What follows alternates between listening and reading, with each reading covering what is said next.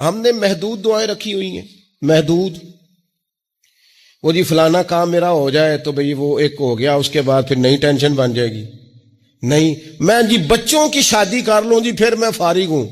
آپ شادی کر کے دیکھیں، لاگ پتہ جائے گا کیسے فارغ ہوتے ہیں.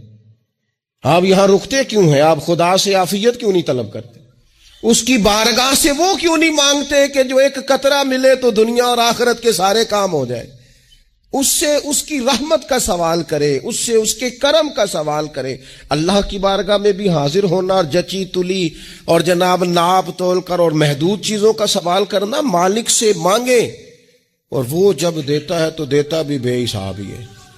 وہ جب عطا کرتا ہے تو کرم کے دروازے کھول کے عطا کرتا ہے، ورنہ تو ایک الجھن سے انسان نکلتا ہے دوسری میں الجھ جاتا ہے. ایک بزرگ تھے، ہر وقت اللہ سے عافیت مانگتے تھے، ہر وقت اللہ سے عافیت مانگتے تھے، ہر وقت عافیت مانگتے تھے. لوگوں نے پوچھا، لوگ ان کو صالح جانتے تھے، نیک سمجھتے تھے، کہ حضور آپ اور کوئی دعا مانگتے نہیں، عافیت ہی مانگتے ہیں. فرمانے لگے میں مانگا کرتا تھا شروع میں، بعد میں خیال آیا ہے اور بھی دعائیں مانگا کرتا تھا، یہ احساس بعد میں نصیب ہوا. فرماتے میں مزدوری کرتا تھا، مال برداری کرتا تھا، ایک جگہ پہ ڈیوٹی کر رہا تھا تو تھک گیا، اور وہ جو کام لینے والے لوگ تھے ان کے رویہ بھی بڑا ترس تھا، تکلیف ہوئی. تو میں نے اپنے مالک کی بارگاہ میں عرض کی، مالک اگر 2 روٹی بغیر مجھے مشقت کے مل جائے دن میں تو تیری بارگاہ تو بڑی کریم ہے. کہتے ہیں میں نے یہ دعا مانگ لی. ذرا میں تھوڑا آگے بڑھا تو 2 بندے آپس میں لڑ رہے تھے، میں ان کی صلح کرانے کے لیے، انہیں بچانے کے لیے آگے بڑھا. تو میں جس کو چھڑا رہا تھا دوسرے نے میرے اوپر ضرب لگا دی، میرا بھی سر پھٹ گیا. تھوڑی دیر کے بعد وہاں پولیس آ گئی، وہ تینوں کو لڑنے والا سمجھ کے اٹھا کے لے گئے، مجھے جیل ہو گئی. 2 روٹیاں بغیر مشقت کے روز ملنی شروع ہو گئی. دعا مانگی تھی نا کہ یا اللہ 2 روٹیاں مل جائے نا بغیر مشقت کے. کہتے ہیں وہ 2 روٹیاں روز ملتی، کوئی کام نہیں کرنا پڑتا، پر جیل ہو گئی. فرماتے ہیں میں بڑا پریشان تھا، روز روٹیاں پابندی سے آتی اور بہترین آتی، کھانا ملتا. پھر کچھ عرصے کے بعد میں نے سوچا کہ یار یہ دعا تو قبول ہو گئی نا تیری، اب تو اگر اس پر کوئی الگ بات کرے گا تو وہ تو غلط کرے گا.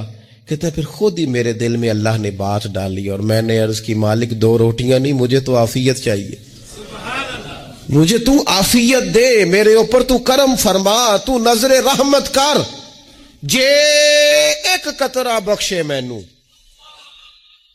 ایک قطرہ بخشے مینوں تے کام بن جاندا ہی میرا، مہربانی کر، عافیت عطا کر. فرماتے پھر خدا نے کرم کیا، کہاں سے اسباب بنے میرے جیل سے چھوٹنے کے، کون کون میرے ضمانتی بنے اللہ ہی جانتا ہے. فرماتے ہیں دروازے بھی کھل گئے، رزق بھی ملتا ہے، صحت بھی میسر ہے، سجدہ بھی کر لیتا ہوں، سویرے تلاوت بھی کرتا ہوں، شام کو مدینے والے کی بارگاہ میں رج کے درود و سلام بھی عرض کرتا ہوں، میں ممکن ہوتا ہے تو کسی غریب کی داد رسی بھی کرتا ہوں. اب سمجھ آئی ہے، ربنا آتنا فی الدنیا حسنۃ وفی الآخرۃ حسنۃ وقنا عذاب النار. اب سمجھ آئی ہے رب سے جب بھی مانگنا ہے عافیت ہی مانگنی ہے. حضرت عباس بن عبد المطلب رضی اللہ تعالیٰ عنہ نبی پاک علیہ السلام کے پیارے چچا جان ہیں، عرض گزار ہیں، یا رسول اللہ صلی اللہ علیہ وسلم مجھے بتائیے میں اپنے رب سے مانگوں تو کیا مانگوں؟ تو حضور نے فرمایا رب سے عافیت مانگو. کہتے میں کچھ دن رکا، کچھ دنوں کے بعد پھر حاضر بارگاہ ہوا اور عرض کی، یا رسول اللہ صلی اللہ تعالی علیہ وسلم مجھے بتائیے میں اپنے مالک سے مانگوں تو کیا مانگوں؟ تو حضور نے پھر فرمایا اللہ سے مانگنا تو عافیت مانگنا. بزرگ فرماتے ہیں یہ عافیت کیا ہے؟ عافیت یہ ہے کہ یا اللہ ظاہری پریشانیاں، باطنی پریشانیاں، اے اللہ ظاہر کے میل کچیل بھی دور ہو جائیں، باطن کے بھی دور ہو جائیں. اے اللہ ہر معاملے میں، ہر آزمائش میں، ہر دکھ میں ہمیں تیری پناہ نصیب ہو جائے. یہ عافیت ہے. اور صوفیہ کرام فرماتے ہیں عافیت سے بڑی نعمت کوئی نہیں اگر کسی کو میسر آئے تو، عافیت سے بڑا حسن کوئی نہیں اگر کسی شخص کو یہ نصیب ہو جائے. اور ایک اللہ والے نے تو ایک اور بڑا خوبصورت ترجمہ یہاں کیا ہے، وہ کہتے ہیں عافیت کا مطلب ہے دل کا قرار. عافیت کا مطلب ہے باطن کا سکون، عافیت کا مطلب ہے انسان کے مزاج کا حوصلہ، ٹھنڈک، بردباری. جس بندے کو عافیت نصیب ہو جاتی ہے گویا اللہ اسے سکون کی دولت عطا فرما دیتا ہے. تھوڑے پیسوں میں بھی سکون، بغیر شہرت کے بھی سکون، کوئی بات مان لے تب بھی سکون، کوئی دھتکار دے پھر بھی سکون، لوگوں کی گڈ بک میں ہو پھر بھی سکون.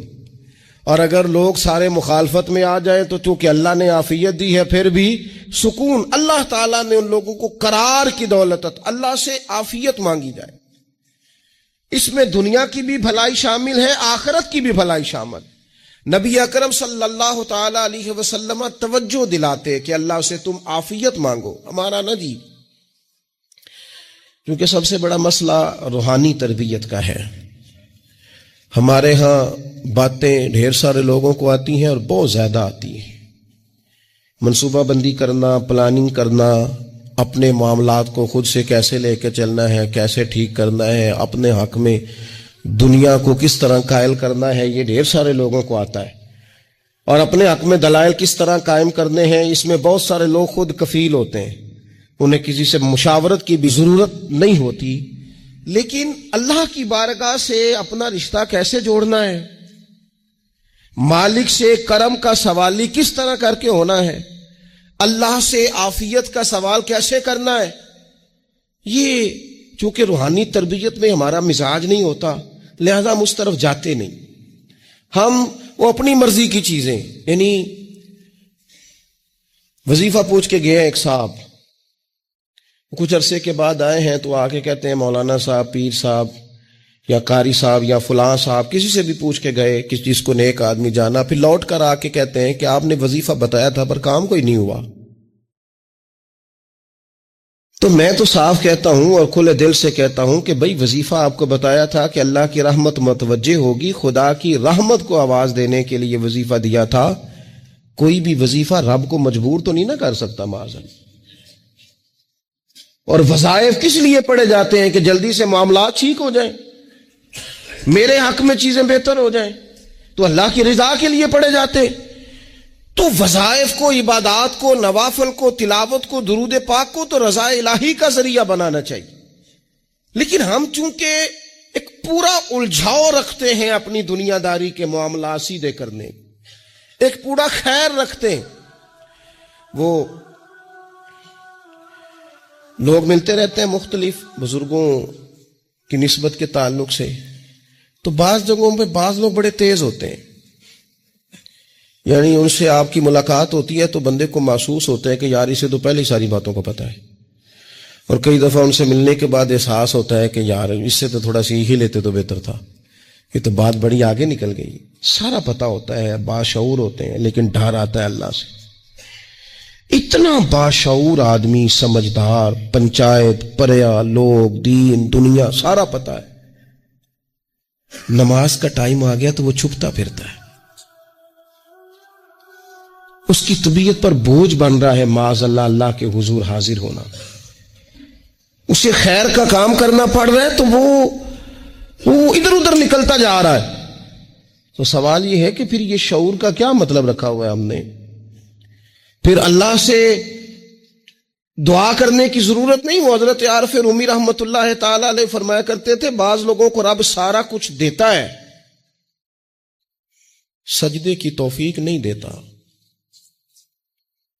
اس کا مطلب یہ ہے کہ وہ کہتا ہے یہ سارا کچھ لے اور نکل جا، میرے گھر نہ آنا، رکھ سارا کچھ پاس.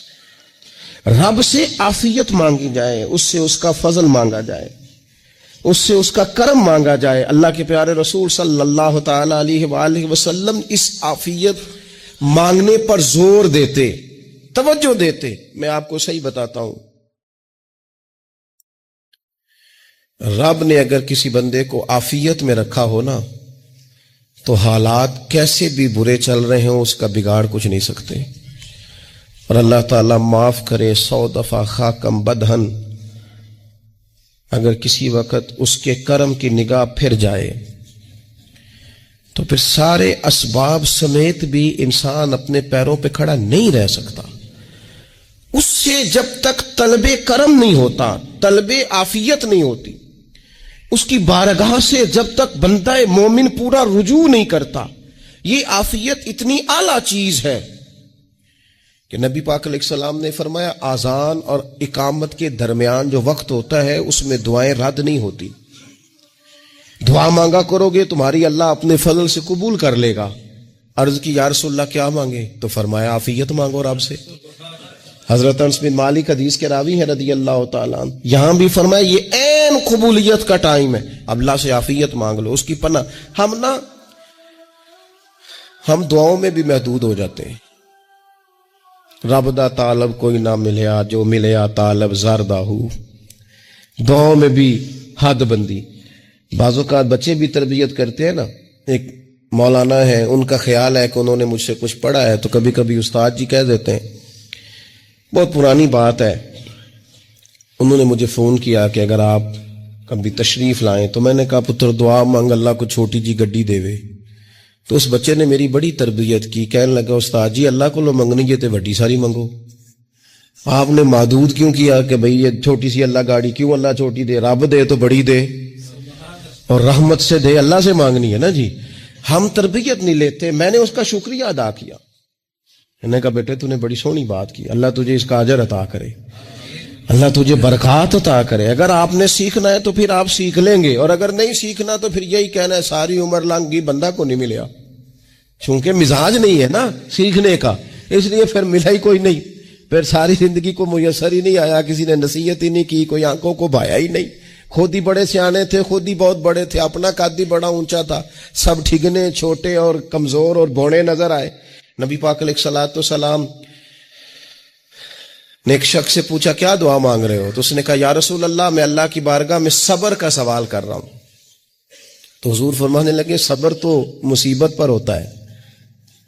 یا رسول اللہ پھر کیا مانگو؟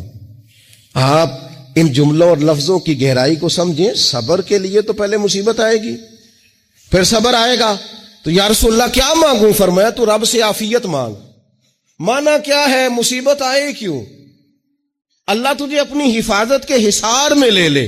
وہ وقت ہی کیوں آئے کہ جب تیری طبیعت الجھ جائے، جب تو پریشان ہو جائے، جب تو تو اللہ سے عافیت مانگنا. جب تو عافیت مانگے گا تو اگر کبھی مشکل آئے گی بھی نا، تو خدا پھر اپنے فضل سے مشکل سے نکلنے میں رستہ بھی بڑی جلدی عطا فرمائے گا اور تیرے اوپر فضل فرمائے گا. اگر عافیت، یہ جو ہم نبی پاک کی امت ہے نا، تو یہ ہمارے گرد اللہ کے فضل اور اس کی رحمت کا حصار ہے. یہ حصار ہے ہمارے گرد. وہ درویش نے کہا تھا نا کہ کروں شکر کتنا اور کروں فخر کتنا کہ تیرے کرم نے مجھے فائز المرام کیا. دیکھو بنا کے سید عالم کا امتی مجھ کو گناہ سے پہلے ہی بخشش کا انتظام کیا. ابھی میں نے غلطی کی نہیں، لیکن مجھے حضور کا غلام بنا دیا، بخشش کا بندوبست پہلے ہو گیا. اپنے مالک سے بیمار بھی اس سے عافیت مانگے، مقروض بھی اس سے عافیت مانگے، بے اولاد بھی اس سے عافیت ہی مانگے، صاحب اولاد بھی اس سے عافیت ہی مانگے، جو دولت کے حصول کے رزق حلال کے خواہش مند ہیں وہ بھی اس سے عافیت مانگے، اور جن کی جھولی اس نے بھر دی ہے وہ بھی اپنے رب سے عافیت ہی مانگے. مالک سے جب سوال کرے، ایک بزرگ تھے انہوں نے تو اپنی انگوٹھی میں لکھوا لیا تھا کہ یا اللہ مجھے عافیت عطا فرما. مگر جب بھی دیکھتا ہوں یاد آ جاتا ہے کہ اللہ سے عافیت مانگنی. اپنے مالک کی بارگاہ کے اندر دیکھو، میں نے دیکھا ہے وہ کسی نے کہا تھا کہ تیری خواہش ہے کہ وہ تیری آرزو کرے پوری، اور میری خواہش ہے کہ تیری آرزو بدل جائے. کچھ لوگ ایسی خواہشات بھی لے کے آتے ہیں کہ جو پوری نہ ہو تو بہتر ہوتا ہے. اس لیے آپ کو پتہ ہے موت مانگنا جائز نہیں دین میں. مصائب سے گھبرا کر، مشکلات سے گھبرا کر، زندگی کے مد و جزر سے پریشان ہو کر موت کا سوال کرنا جائز نہیں. کس طرح جائز ہے؟ ان لفظوں کے ساتھ دعا کر سکتا ہے کہ یا اللہ جب تک میری زندگی بہتر ہے مجھے زندہ رکھ، اور جب میرا دنیا سے جانا بہتر ہے پھر تو مجھے اپنی بارگاہ میں بلا لے. یہ بھی کیا ہے؟ یہ بھی عافیت کا سوال ہی ہے کہ یا اللہ رکھ بھی تب تک جب تک رہنا بہتر ہے. نبی پاک نے بھی ارذل العمر ہونے سے پناہ مانگی. ہمارا یہ مزاج بن گیا ہے کہ ہم اپنے حق میں ایسی چیزوں کا سوال کر رہے ہوتے ہیں جو کئی دفعہ ہمیں مل جائیں تو ہمارا نقصان کریں. قرآن حکیم ایک جگہ پہ اللہ کریم نے فرمایا ہے کہ اگر سب لوگوں کو مال دے دوں تو بغاوت کریں, فساد ہو جائے. کیا مانا کہ اپنا نقصان کر بیٹھے لوگ. ہم اپنے مالک کی بارگاہ میں بعض ایسی چیزوں کے سوالی ہیں کہ جو ہمارے لیے ٹھیک نہیں ہے, ہمیں اس کے کرم پر چھوڑنا ہے, اس سے عافیت مانگنی. اور بعض لوگ, چونکہ میں کہہ چکا ہوں شروع میں کہ ہماری دینی روحانی تربیت نہیں ہوتی اور ہم کہیں سے باقاعدہ اسباق لینے کے قائل ہی نہیں ہوتے, پوری تربیت کا ہمارا مزاج نہیں ہوتا, اپنی عقل اور اپنا شعور اور اپنے حساب سے ہم زندگی کو بتانا چاہتے ہیں. اور یہ جو میرا دور ہے یہ ویسے ہی الجھا ہوا زمانہ ہے, اللہ ماشاء اللہ, پتہ نہیں کوئی کیا بول رہا ہے, کوئی کیا کہہ رہا ہے, ایسے جیسے کوئی میلہ لگا ہوا ہے اور کان پڑی آواز سنائی نہیں دے رہی. جس کی دکان پر کوئی گاہک نہیں وہ بھی کہہ رہا ہے لائنیں بنا لو. ایسا الجھا ماحول ہے اور ایسی آزمائش ہے کہ لوگ بیچارے پریشان ہیں. دیکھیں, جب تربیت کے ساتھ انسان آگے بڑھتا ہے نا, ہمارے پاس مقتدا ہے اللہ رسول کا کلام, ہمارا پیشوا ہے رب رسول کا فرمان. جب ہم کتاب و سنت کی روشنی میں آگے بڑھتے ہیں تو پھر ہمارے لیے منزل آسان بھی ہوتی ہے اور قریب بھی ہوتی. پھر ہمارے لیے آگے کی طرف سفر کرنا, آگے بڑھ جانا یہ آسان ہوتا ہے. آپ غور کریں, جو لوگ دنیا میں کامیاب رہے, بھلا کس طرح کامیاب رہے؟ وہ اس طرح کامیاب رہے کہ انہوں نے نا اپنے رب سے عافیت مانگی. اللہ تعالیٰ نے خود بخود ان کے لیے رستے بنائے. آپ تاریخ پڑھیں گے بعض لوگوں کی تو لگ نہیں رہا تھا کہ وہ اتنی کامیابی حاصل کریں گے. دیکھ لیں آپ, حضرت غوث اعظم جیلانی رضی اللہ تعالیٰ عنہ بغداد شریف تشریف لاتے ہیں تو ان کی کیفیت یہ ہے کہ پتے کھا کے گزارا کرنا پڑتا ہے. یعنی پیچھے کوئی ایسا بیک گراؤنڈ کسی کا بنایا ہوا ادارہ, کوئی بڑی خانقاہ, کوئی بڑے لمبے چوڑے والد صاحب کے مریدین, کوئی بڑا لمبا سلسلہ نہیں مل رہا.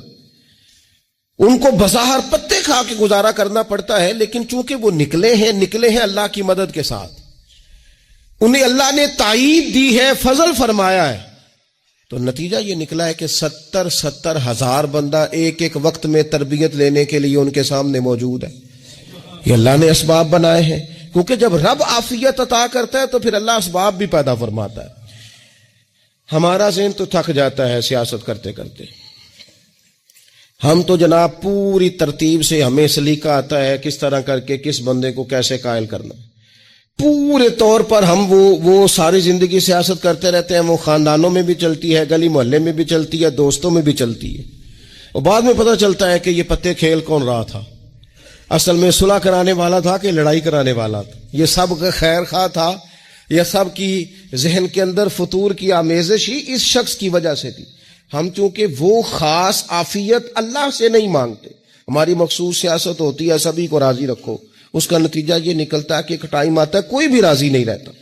ہم اگر اپنے مالک کی طرف رجحان کریں اور اللہ نے جو ہمیں شعور دیا ہے اس شعور کو لے کر اللہ کی بارگاہ کی طرف بڑھیں. آپ یقین کریں, اعلیٰ حضرت بریلوی رحمۃ اللہ علیہ کی کتابیں ہیں,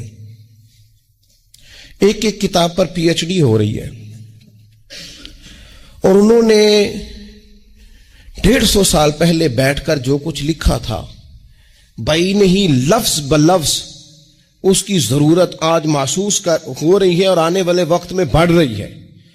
لیکن ان کے پاس کوئی ٹیم نہیں تھی, 50 لوگ نہیں تھے جو ان کے پاس بیٹھ کے لکھواتے, اپنا پریس نہیں تھا, ایسے لوگ نہیں تھے کہ جن کو پتا ہوتا کہ کتاب ہم کل چھاپیں گے اور اتنے فیصد یہ مارکیٹ میں نکل بھی جائے گی. ایسا کچھ نہیں تھا. کیا تھا؟ اللہ کی مدد ساتھ تھی, تائید ایزوی ساتھ تھی, اللہ نے اپنی عافیت میں رکھا تھا. وہ قرآن مجید کی آیت کا ترجمہ کرتے ہیں نا اعلیٰ حضرت, اہدنا الصراط المستقیم, یا اللہ ہمیں سیدھی راہ پہ چلا. بہت سارے مفسرین نے کہا اے اللہ ہمیں سیدھا راستہ دکھا. فرماتے ہیں اے اللہ ہمیں سیدھی راہ پر چلا.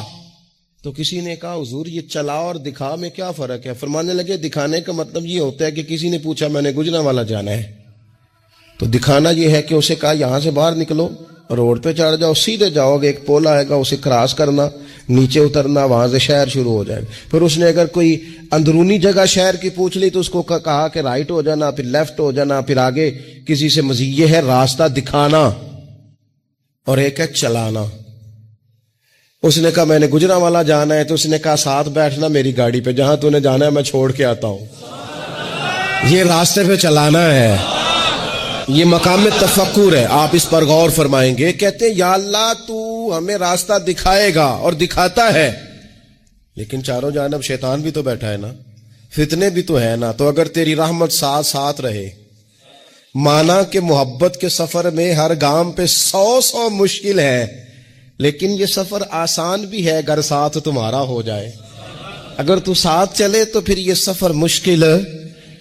وہ ہارون رشید نا اپنے محل کی چھت پہ ٹہل رہا تھا، سب سے اوپر والے چوارے پر، نیچے سے حضرت بہلول دانا گزر رہے تھے، اوپر اس کے ساتھ سپاہی بھی تھے، گن مین بھی تھے۔ اس نے کہا یہ بابا تو ذرا اوپر اٹھاؤ۔ انہوں نے ایک ڈولی، ایک ٹوکری سمجھ لیں، اس کو رسیاں باندھ کے نیچے پھینکا۔ نیچے جو سپاہی تھے ان کو کہا کہ یہ بابا جی کو پکڑ کے اس میں بٹھاؤ۔ انہوں نے جبرن تھاما بابا جی کو، اس میں ڈالنا، اوپر والوں نے کھینچ لیا۔ 2-3 منٹ لگے۔ ہارون رشید کے سامنے حضرت بہلول دانا پہنچ گئے تو تھوڑے ناراض بھی ہوئے کہ یہ کوئی طریقہ تو نہیں نا بلانے کا۔ ملاقات ہوئی تو کہا کیوں بلایا؟ کہنے لگا ایک مسئلہ پوچھنا تھا۔ فرمانے لگے بادشاہ ہے نا، تیرے مسئلے پوچھنے کا بھی اپنا ہی انداز ہے، پوچھ مسئلہ۔ کہنے لگا بابا پوچھنا تھا کہ آپ اللہ تک کیسے پہنچے؟